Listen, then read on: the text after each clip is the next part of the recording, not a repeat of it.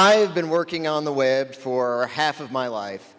And I'd like to think that I've always been the nice web guy, the web guy that listens, the web guy who will buy you lunch without expecting anything serious, the web guy that you can bring back to the office to meet your business partner.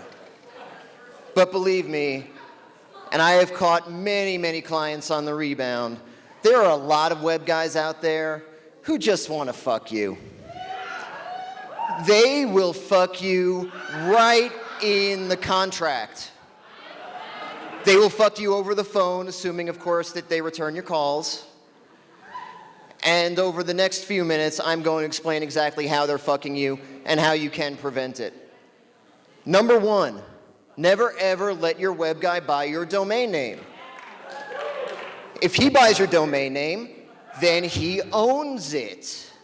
You can't just pay him back for it later.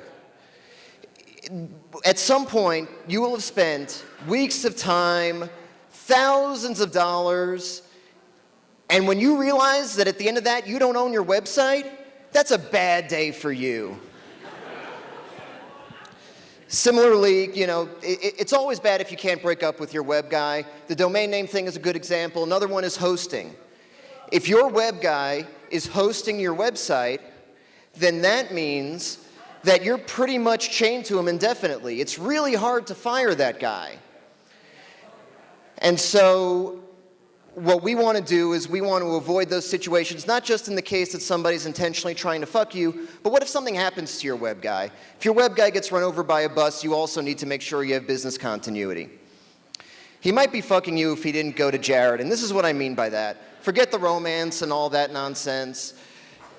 I would go to Jared because there are 4 of those darn places within 20 minutes of here. And I know that I can always get help if I need it. And that is why we recommend that small businesses build their websites on WordPress.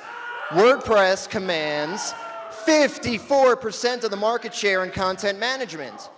So you always know that you can find a good web guy to work on your stuff. The number 2, Joomla, 8%. And I know what you're thinking, it's not the size of your market share, it's how you use it, but Joomla sucks and not in a happy way. I know. Your web guy may very well be fucking you if he has a thing for widgets. Sometimes a website isn't so much a website, but a weird conglomeration of 20 or 30 widgets and plugins and third-party software and nonsense. And what you end up with is sort of this Rube Goldberg website with all these moving parts, and if one of them fails, all of a sudden your whole site goes down. If you think it sucks getting fucked by your web guy, try getting fucked by his widget. I know.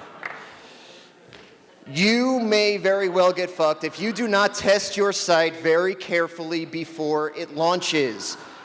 Big agencies, they've got whole teams of people dedicated to QA and testing for their clients.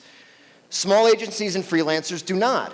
They're looking at you, the client, to test your site. And if you don't do this, the result is frustration, embarrassment, and more money paid to your web guy and additional opportunities for him to fuck you.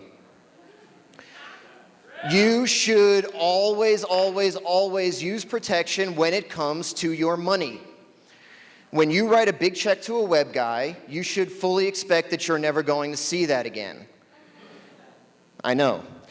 So, not saying don't pay your web guy in advance, but use a credit card. Not only that gives your web guy the money that he needs to start the project, and it gives you insurance and a peace of mind that if things go wrong, you've got some backup. Oh, your web guy is fucking you. If he is working so hard that he has to stay up all night long, every night the week before your launch, if he's staying up all night, do the math, he's catching up on sleep during the day. And if he's not available during business hours when you're working, well, he's pretty much useless to you. So always understand what somebody's working hours are before you hire them, and that goes triple if you're sourcing overseas. One more tip. Get it in writing. Get a good contract.